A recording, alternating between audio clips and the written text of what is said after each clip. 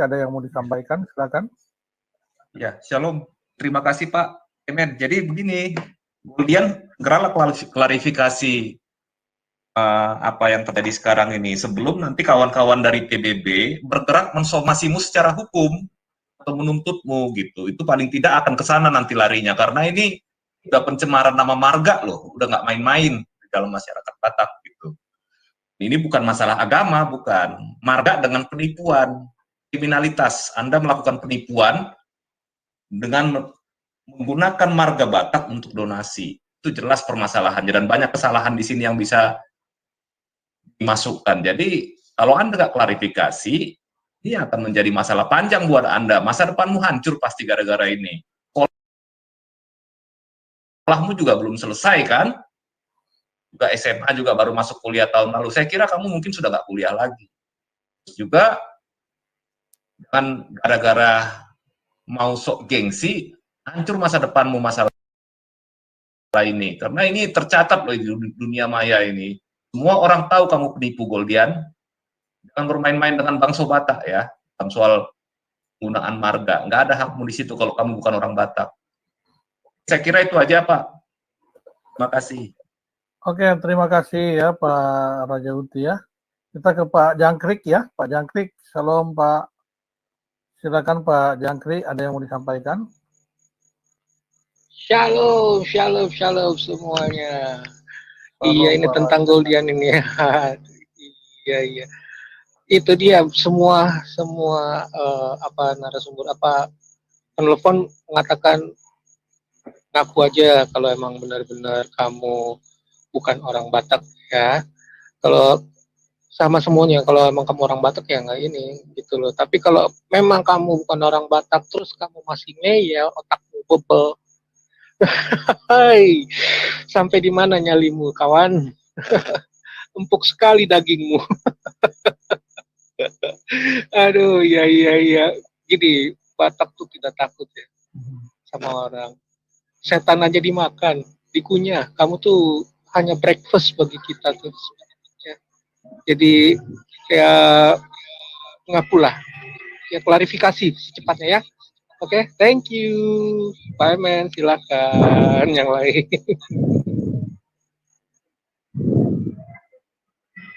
Oke, terima kasih Pak Jangkrik. Saya lanjut ke yang lain ya. Ke siapa nih? Pak Anto.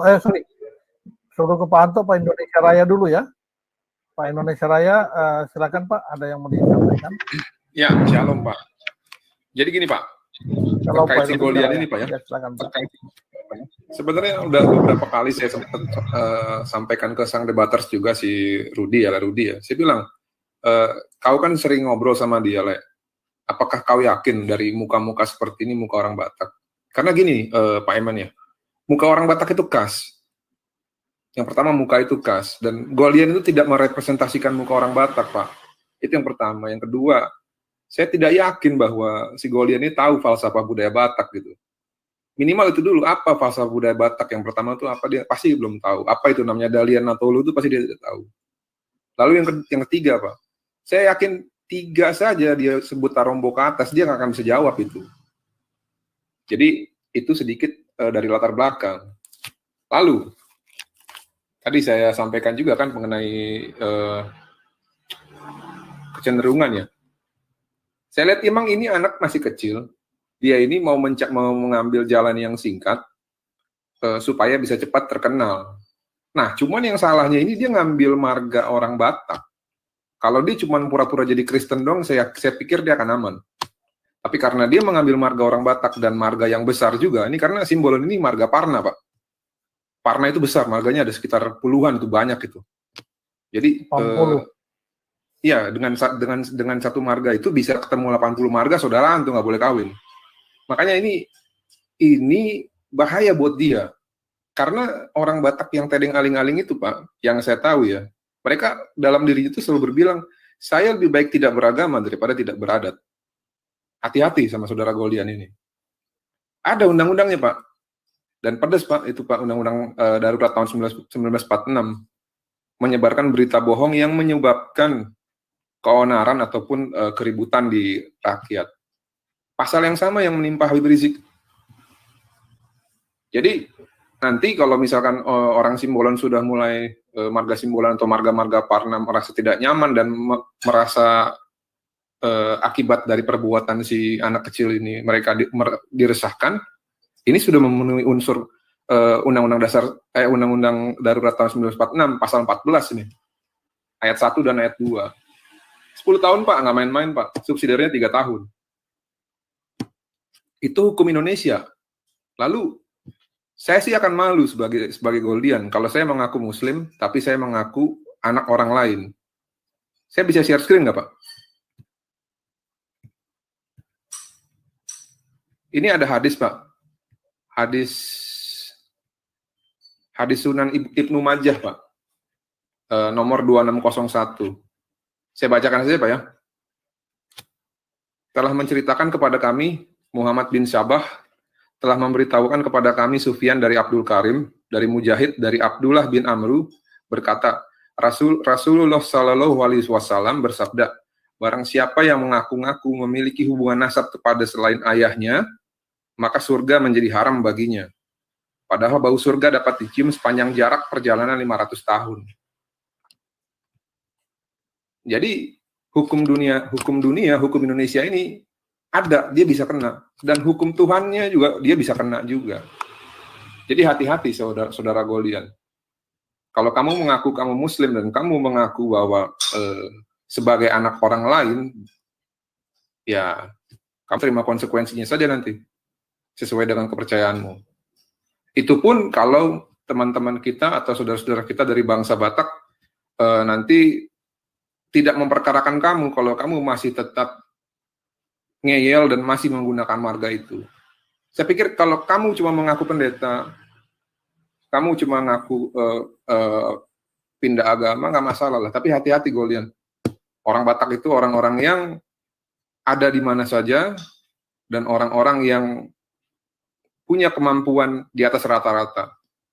Mungkin itu aja Pak Emen. Terima kasih. Oke, terima kasih ya. Nah, jadi teman-teman ini ada informasi dari Bu Adasa dan saya udah cek. Channel Goldian Simbolon ini udah diganti jadi Goldian Boy ya. Jadi simbolonnya dia sudah keluarkan ya Bu, berarti mungkin bisa jadi dia bukan simbolon ya. Dan ini mengklarifikasi ya. Bagus ya, salah satu tindakan yang dia lakukan ya. Tapi ada yang di rekening-rekening dia juga ada menggunakan simbolon, itu segera dihapus ya, saran kita segera dihapus, segera diganti semua yang ada menggunakan nama rekening simbolon itu, simbolonnya dihapus saja ya, karena itu nanti melanggar hukum yang ada ya, karena kalau seandainya nanti diperkarakan, jelas Anda itu melanggar aturan yang ada, seperti itu ya. Oke, kita ke Pak Anto Katolik, silakan Pak Anto Katolik. Halo Pak Anto. Silakan Pak Anto, ada yang mau disampaikan? Halo Pak Anto, tadi Bapak masih ada, tadi saya lihat di ini ya. Mungkin di unmute ya. Pak Guru Syam, ada yang mau disampaikan? Halo Pak Guru Syam. Oke teman-teman, di sini ada ya, Pak Harun, tapi sebagai penutup ada yang mau disampaikan? Pak Harun, tolong diklarifikasi di private chat sebelum saya naikkan. Karena saya tidak bisa naikkan kalau Bapak tidak klarifikasi di private chat ya. Oke, dia sudah klarifikasi. Silakan Pak Guru Sam. Baik. Saya hanya ingin menyampaikan sedikit saja, Pak Emen. Khusus kepada Goldian, bahwa kita semua mengasihi Goldian. Oke? Kita semua mengasihi Goldian, tapi kita tidak setuju dengan cara-cara Goldian. Namun begitu, kita tetap berdoa supaya Goldian bisa berubah cara-caranya. Berdoa lebih lagi kalau dia bertobat, ya kan? Bertobatlah, bikinlah, tunjukkanlah cara-cara yang baik dalam berapologet. Kalau mau belajar Alkitab, mau belajar firman Tuhan, boleh. Kita siap ya membantu. Jangan pakai asumsi-asumsi dalam membahas Alkitab di channelnya sendiri. Jadi saya hanya mau berdoa dan juga mengajak teman-teman semua kita berdoa buat Goldian supaya dia sehat selalu, umurnya dipanjangkan, masa depannya cerah, dan dia boleh memilih jalan yang benar, dan dia hidup bahagia. Tuhan memberkati. Oke, Tuhan berkati ya. Ya benar apa kata Pak Guru Syam. Saya rasa pun kita tidak akan memperkarakan secara hukum ya. Teman-teman pun, Simbolon pun asal Goldian mau benar-benar mengakui di sini, saya rasa teman-teman Simbolon tuh jangan juga memperkarakan secara hukum ya.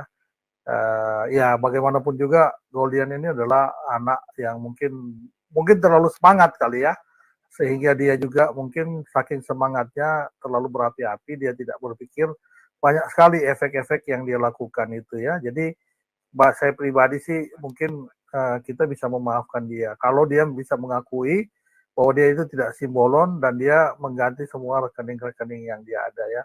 Seperti itu. Secara hukum kita bisa selesaikan lah secara kekeluargaan lah ya di sini. Karena ingat PBB itu saya lihat pengurus-pengurus di Jakarta itu marganya Simbolon semua saya lihat. Bisa dicari di Google tuh pengurus-pengurus PBB yang ada di Jakarta itu marga-marga Simbolon semua. Ya, jadi hati-hati menggunakan marga Simbolon ini ya. Seperti itu. Oke, lanjut mungkin ke Pak Harun. Pak Harun ada yang mau disampaikan Pak Harun? Silakan Pak Harun.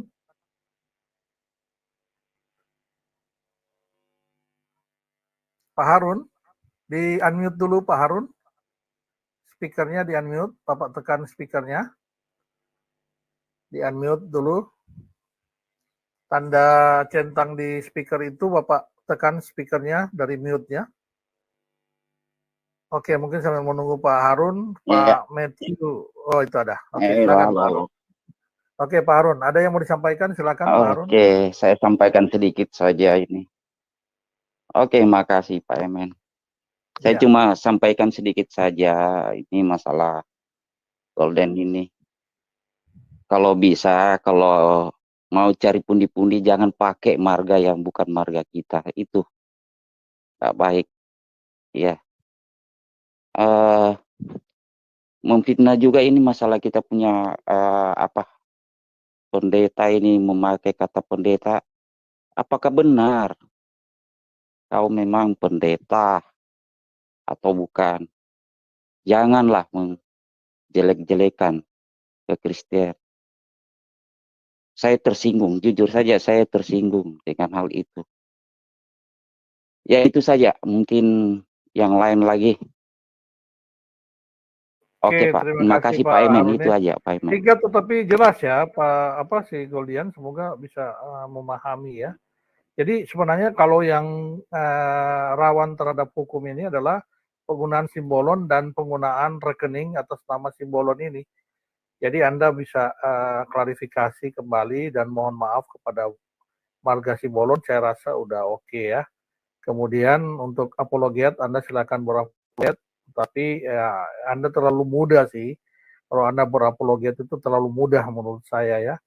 Sehingga Anda sulit mengontrol ya jiwa muda Anda ketika Anda berapologet ya. Apalagi ketika Anda melawan seorang dokter Deki Ngadas, ya saya sarankan untuk Anda melihat kembali ya Goldian ya, seperti itu. Dan saya juga menghimbau kepada teman-teman kalau Goldian sudah melakukan permohonan maaf, mungkin ada baiknya tidak usah dipermasalahkan secara hukum ya. Tetapi jelas ya, kalau saya katakan penggunaan marga Simbolon itu sudah jelas-jelas melanggar norma hukum yang ada, yakni hukum adat, dan juga pemalsuan identitas di nomor rekening itu sudah jelas melanggar hukum ya. Semoga Goldian bisa memahami ini. Oke, Pak Matius 1026 atau Pak Anto, silakan. Siapa yang Pak Anto tadi? Saya Bro MM sebentar aja. Oke, Pak Matius 1026 ya. Silakan Pak Matius. Iya. Dari awal saya juga nggak yakin juga ya kalau si Goldian ini bermarga Simbolon ya. Cuma saya sayangkan aja kita tuh apologet itu ya, apologet itu seharusnya kalau mengundang atau ingin bernarasi mengcounter terhadap pemahaman seseorang ya apologet dari sebelah, itu ada baiknya itu bisa men-tracing backgroundnya dia ya, men-tracing apalagi sekelas Dr. Deki, kemudian apologet senior itu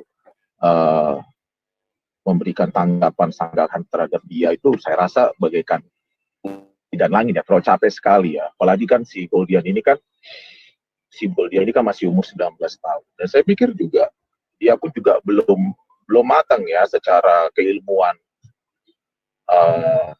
untuk menantang apologet Kristen. Ya, saya pikir untuk kedepannya juga perlu bulan ini lewat. Oke. Saya pikir itu perlu juga kita semakin cerdas ya dalam tracing siapakah dia itu sebelum kita memberikan sanggahan ya. Nah kemudian yang saya awalnya juga simbolon ini ya, saya awalnya juga berpikir ini apakah Batak Dale apa enggak gitu. Saya pernah juga memberikan komentar di YouTube ya gitu. Nah, seperti tadi yang ada suara kita yang menyampaikan itu nggak perlu disampaikan Batak Dale itu ya seperti itu. Cuma saya pikir ya, saya ini orang Batak juga, saya marga saya Nabi Jumbo ya. Itu bermarga itu sesuatu yang sakral ya di marga kita orang Batak ini ya. Jadi kalau misalnya apalagi kalau ada seseorang yang ngaku ya bukan orang Batak tapi dia mencantumkan marganya, marga Batak ya, itu membuat kita tersinggung sekali ya. Karena satu sisi juga kita ini orang Batak ini dalam sebenarnya kita dibilang kita memang suara kita memang tinggi, tapi sebenarnya hati kita tuh sebenarnya lembut sebenarnya. Tapi kita mendidik sebenarnya kita gitu ya. Nah untuk Goldian ini sebenarnya saya yakin ya Goldian ini sebenarnya aku rasa ada mastermind ya di belakangnya dia ya, backgroundnya itu ada saya mastermind, dia ada dipakai sebagai jongusnya saja saya pikir gitu ya. Nah saya pikir di belakangnya dia apa sebenarnya gitu, menggunakan warga kemudian meminta donasi dan sebagainya. Saya pikir ada di belakang, dia dimanfaatkan saja dia ini karena umurnya juga masih 19 tahun dan masih labil ya. Saya pikir itu saja dari saya, dan kita yang penting kita cerdas dalam siapakah dia itu gitu. Sebelum kita memberikan katek ya. Sekolah sekelas Dr. Deki pernah nonton. Memang dia Dr. Deki memang bertanya, kamu Goldian, kamu simbol-simbol mana? Tapi intinya begini, artinya kena gitu. Jadi sebenarnya buat saya sih untuk ditanggapi kalau sebenarnya mungkin Dr. Deki juga nggak tahu, mungkin dia umur berapa atau gimana. Tapi bagi saya ada perlunya juga kita harus tahu ini siapa ya sebelum, apakah dia memang sudah biasa secara umur, dia sudah cukup apa enggak, kan rasanya tidak balance ya untuk hal seperti itu ya. Jadi saya pikir tidak usahlah diundang-undang kalau yang seperti si Goldian ini ya, supaya kita juga lebih berkualitas kita ini dalam hal berapologet. Itu saja ya Bro Emen ya, sehat-sehat selalu buat kita ya, Horas semua ya. Iya. Oke, terima kasih ya. Jadi teman-teman mungkin ada yang berpendapat tetap mengkasuskan ini ya, tapi ya mungkin terserah lah ya. Kalau buat saya sendiri ya, pemikiran saya sepanjang Goldian mau untuk meminta maaf, segala sesuatu itu ya mungkin bisa diselesaikan ya secara ini.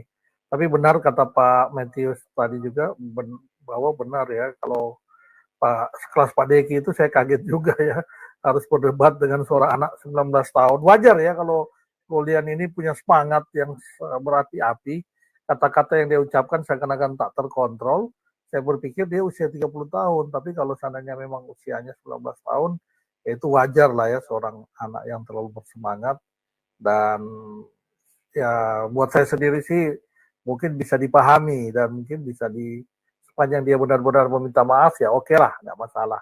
Tapi tergantung ya teman-teman, ada yang mungkin berpikir kita tetap lanjutkan kasusnya, itu pilihan ya daripada teman-teman sendiri. Oke, mungkin Pak Anto sebagai closing pernyataan paling terakhir, silakan Pak Anto.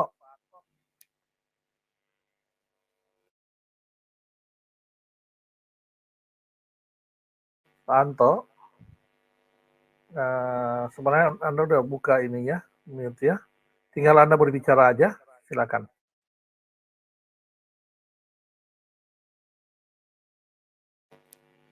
Wah, sayang sekali ya, mungkin Pak Anto ada yang ingin disampaikan, tetapi mungkin karena tidak bisa terdengar. Kalau Bapak mau tulis di private chat, nanti saya bacakan ya, sambil saya akan closing ya. Jadi teman-teman, mungkin selagi kita menunggu Pak Anto, kalau mau disampaikan apa yang ingin Bapak sampaikan, tulis di private chat aja, saya bacakan. Ya, nanti teman-teman, di sini ada 5 hal yang Goldian mungkin salah, tapi yang hal kelima kita ignore aja karena tidak ada bukti bahwa dia mengaku dia dari Universitas Indonesia, walaupun dia menggunakan jaket kuning ya. Seperti ini, tapi beberapa teman-teman di grup WA mengatakan dia berbohong mengaku sebagai seorang mahasiswa dari Universitas Indonesia ya. Malah ada beberapa yang mengatakan dia itu dari Universitas Muhammadiyah, tapi juga tidak ada bukti bahwa dia itu dari Universitas Muhammadiyah ya. Oke, tapi yang 4 hal yang memang jelas dia melanggar norma hukum yang ada, terutama norma sosial. Penggunaan gelar pendeta itu hanya melanggar norma sosial saja ya. Tidak ada sanksi hukum mungkin yang akan diberikan. Tetapi penggunaan simbolon ya, dan juga penggunaan identitas di rekening yang berbeda, itu jelas-jelas melanggar hukum yang ada ya. Nah ini kalau dikasuskan Anda harus segera menunjuk seorang penasihat hukum Anda. Karena ini jelas-jelas melanggar hukum. Dan Anda juga mengaku seorang muslim, seorang mualaf, padahal Anda terlahir dari muslim.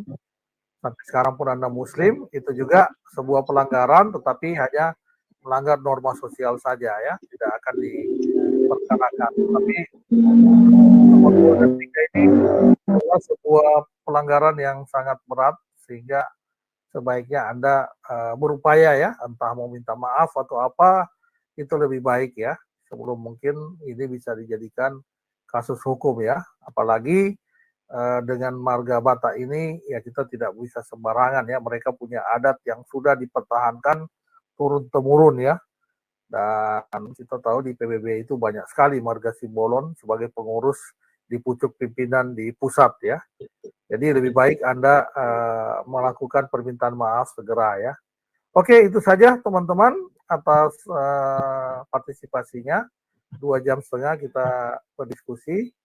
Terima kasih semua teman-teman yang juga di live. Ya. Bro, men. Iya Pak Matthew. Bro.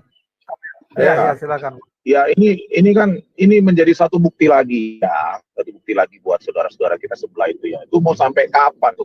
Itu mau dibohongi gitu loh. Satu lagi seperti gini. Kalau sudah seperti gini, kalau kalian tidak buka, open your eyes, open your mind, itu loh. Kalau sampai kalian masih keras kepala untuk membela yang seperti gini, tidak membuka dan tidak cerdas, kita nggak tahu lagi mau bicara apa sama orang seperti gini ya. Berbohong, menipu dan menipu. Itu memang kerjaan kalian, memang itu bodoh kalian itu semua. Iya, betul.